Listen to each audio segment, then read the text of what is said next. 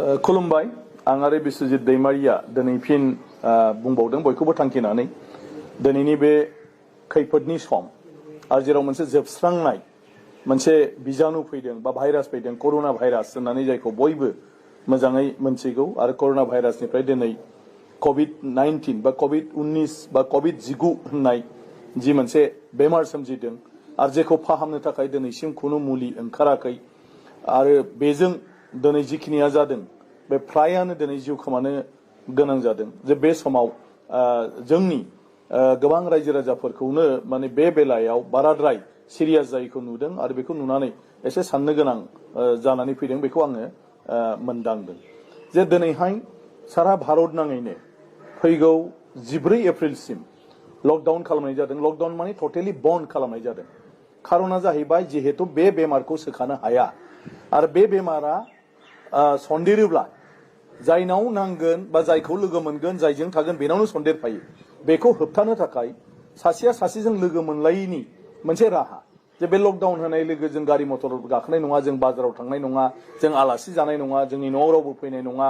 आरो अब्लाना बे जिथु भाइरास बे भाइरासआ जोंनि न'सिम सफैया बा जोंनाव सन्देरा। नाथाय बेखौनो जोंना गोबाङानो बुजियाखै जे बेफोर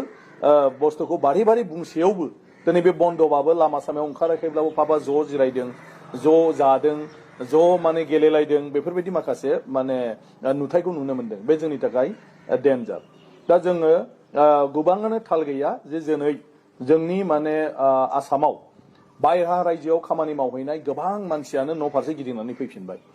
आरो आं दिनै बाक्सा जिल्लानि आसामनिनो बा बिटिसिनि आं बाक्सा जिल्लानि जोंनि बाक्सा जिल्लायाव 4,000निबो बांसिन आसामनि बायहेरायाव खामानि मावफैनाया दा फैफिननानै दङ। दा दिनै बिसोर सोरबा केरेलायाव खामानि मावहैदों, सोरबाया बेंगालुरुआव खामानि मावहैदों, सोरबाया बम्बेआव खामानि मावहैदों, बेबायदि गुबुन गुबुन रायजोआव खामानि मावदों जेराव अलरेडि कर'ना भाइरासआ माने जाबाय आरो जेराव मानसि थैगासिनो दं। जुदि बेफोरजों फैफानांगौब्ला जों जुदि साबधान जाया अब्ला बेफोर मानसिनि न'खराव माने गासिबनावबो बे भाइरासआ बारदेरगोन आरो बे भाइरासआ बारदेरनाय लोगो लोगो आरो बे न'खरनि मानसिया जायजों सोमोन्दो लाखिगोन बा जायजों खाथियाव थाफागोन बिसोरनावनो बे भाइरासआ बारदेरफागोन। होमबा माबायदि गिलु बालु जानो हागौ बेखौ जों बयबो साननानै नायनांगौ। दिनै जोंहा बे बेमारिफोरखौ लाखिनो थाखाय जथेस्थ' जोंहा हस्पिटाल गैया। जोंहा हस्पिटाल दंब्लाबो बेवहाय बिसिना गैया। जोंहा बिसिना हस्पिटाल थाबाबो जोंहा डाक्टार गैया, नार्स गैया आरो जोंनि हस्पिटालफ्राव कारेन्ट गैया, दै गैया, गोबां अभाब। गतिके जोङो बेवहाय मालाबाबो बेफोरबायदि जुदि भाइरासआ जानानै साग्लोबसारोबा जोङो माने दान्दिसेनि थाखायब्लाबो थाहैथ'नो जोंहा बेबायदि सुबिदा गैया। ओंखायनो जों गाव गावनो बिनिफ्राय बासायनानै थानांगोन आरो जों बयबो साननाया मोजां। न'खराव जुदि सोरबा सासेनाव बे भाइरासआ जाबायबा न'खराव जेसेबां दं बिसोरखौ क्वारेन्टाइन होननाय मोनसे जायगा बानायदों। क्वारेन्टाइन माने जेबो गैया, हारसिङै दोननाय, आलदायै दोननाय जायगा खालामदों। खारन बे न'खरनि मानसिफोरनाव भाइरासआ बारदेरजोबनो हागौ होनब्लाय बिसोरखौ लांनाय जायो। बेबायदि जुदि 100 गरा जायोब्ला होमबा मोनसे न'खराव 7 गाहाम मानसि थायो। होमबा 7 आरो 100 500 जन मानसिखौ जोङो क्वारेन्टाइनाव दोननो गोनां जायो। आरो बेबायदि जुदि माने 100 जन माने मानसिया जुदि 500 जन बिदि जायोब्ला 500 जननि उनाव हाजार हाजार मानसिनाव बारदेरहैगोन आरो दा बे स्टेजआ जोंनाव फैगासिनो दं। ओंखायनो बिनिफ्राय खुब साबधान जानांगौ। लामायाव ओंखारनो नाङा, लोगो दिवाफोरजोंबो जों लोगो हमनो नाङा, नांथाराब्ला बाजारावबो जोङो थांनो नाङा। बेखौ आङो गले गले खावलायदों। जों डिसिप्लिन भाबै जोङो सोलिनांगौ। मोनसेया जाहैबाय जे जोंहा जानाय लोंनाय अभाब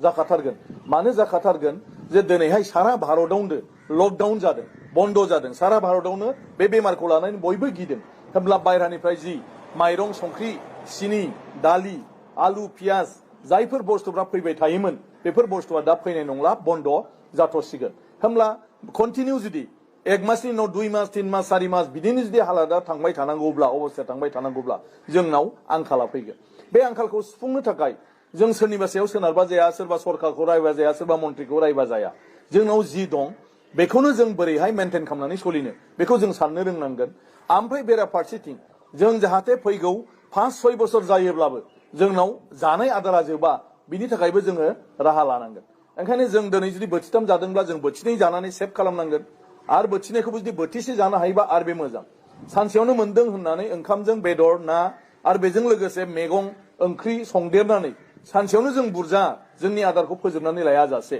जोङो लिमिट जानो सोलोङोबा मोजां जे जों जुदि दिनैहाय दाउ बेदर जागोनबा जों दालिबो जानो नाङा मैगंबो होफानो नाङा लाब्राबो होफानो नाङा जों बे बेदर खिनिखौल' जानानै थाबानो जाबाय दाउबा दाउ बिदि संनानै जाब्लानो जाबाय बेयाव आरो आलुबो होनो नाङा दस्रा मैगं होनो नाङा बेखौ जोङो गाबोन जानो थाखाय लाखिनानै दोन थिग बेबायदिनो गोबाव सम जाय मैगङा थायो बे मैगंखौ जों दा नस्थ' खालामना लानो नाङा जोगोनारा गोबाव थायो 6 मासबाबो जों जाजायो जोगोनारखौ दा बाहाय खुमब्राखौ दा बाहाय लावफोरखौ दा बाहाय जेसेबां जोंहा कबि दं जोंहा बेफोरबायदिनो माखासे बिलाइनि मैगं दं बेन्जिफोर दं बेफोर मैगंफोरखौ जोङो जा जोंहा खांख्रिंगला दं जोंहा पटल दं जोंहा जुदि बेफोरबायदि माखासे मैगंफोर दङब्ला जायखौ जोङो गोबाव सम लाखिनो हाया बेफोरखौ जों दा जा जेखौ जों थारुन थास' बेफोरखौ जों लाखिनो हायो बेखौ जों दोनबाय था थासुमलिफोर दङब्ला जों बेफोरखौबो दा दोनबाय था जाहाथे माइरं गैयै समाव बा माखासे जाग्रा आंखाल जानाय समाव बेफोरखौनो जों रुनानै जानानै थांनानै थानो हायो ओंखायनो बेफोरबायदि मोनसे साबधान खालामनांगोन खारन बे देश नाङैनो जानाय गाबोन समफोर साप्लाइया टटेल बन्द जाजोबसिगोन खुनु बुस्थु फैनाय नंला होमबा जोंनाव जि दं बेखौनो जों थिनानै जानो रोंनांगोन बेनिफ्राय गोबां आबाद जों दानो मावनांगौ जायफोर बेबायदि मास मोननै मोनथामनि उनाव ओंखारबाय थागोन दिनै जोगोनार गायनो हायो दिनै जों खुमब्रा गायनो हायो बेफोरखौ जों गायनांगोन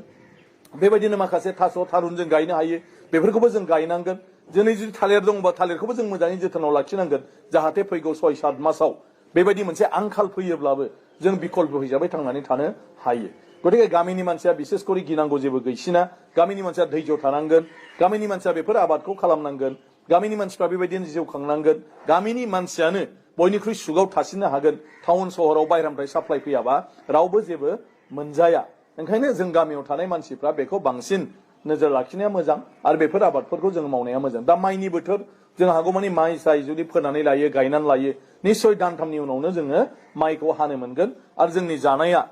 माइरं दैरङा बेजोंनो जोंहा फैफिनबाय थागोन गतिके आं खावलायदों गुरैयै बेफोरखौ जों सानदोरा जों बोरैहाय थांनानै थाथ'नो टाउन सहराव थांनाय जुगा जोबथ'बाय मोनसिया बे कर'ना भाइरासआ गाबोन समफोर लासैनो खमायोब्लाबो टाउन सहरा माब्लासिम खला थागोन बायरायाव जों माब्लासिम हाजिरा मावहैनो हागोन जों बुंस'नो हाया ओंखायनो जिखिनि हा हु एसे दं बेखौनो जोङो दा माने बोरैहाय फैबाय थानाय बे गाज्रि अलखद समाव बुहुमनाङैनो जेराव मुलुगनाङैनो मोनसे अलखद फैदों बेयाव जों बोरै थांनानै थानो बे खोथाखौ जोङो सिन्था खालामनांगोन दिनै गभर्नमेन्ट हिसाबैबो बिटिसिनि मानसिखौ आं स्पेसियेलि बुंदों जे बिटिसिआव कड अफ कन्डाक्ट नांनानै दङ अफिसारफ्रा गोसो बायदियै खामानि मावनो हाया जेथिंबो आखाइ हमथानाय बेबायदियाव जों गावनो गाव बुजिलायनानै गावनो गाव जोङो राहा लामा लानांगोन सोरनिबा सरखारनिफ्राय फैनानै सोरबा अफिसारा फैनानै बुंफैनायखौ जोङो नेनो नाङा दिनै कड अफ कन्डाक्ट दं राजखान्थि हान्जाफ्राबो जिहेतु कड अफ कन्डाक्ट दं जिखुनु समाव इलेक्सन जानो हागौ होननानै सानदों बेखायनो बिथांमोनाबो राजखान्थियारि नोजोरजों नायनानै गावबा गाव राजखान्थियारि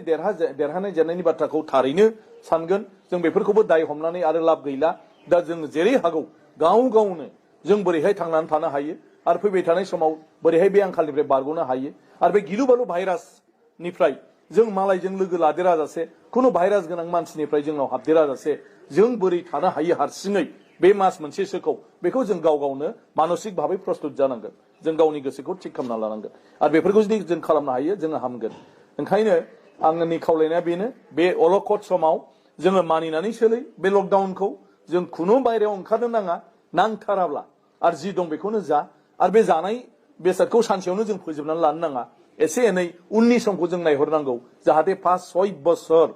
माने 5-6 मास लकडाउन जायोब्लाबो जाहाथे जों मालाबाबो आंखालाव गोग्लैया एसे एसेब्लाबो जोङो जानानै थानो हायो गोजोन्थों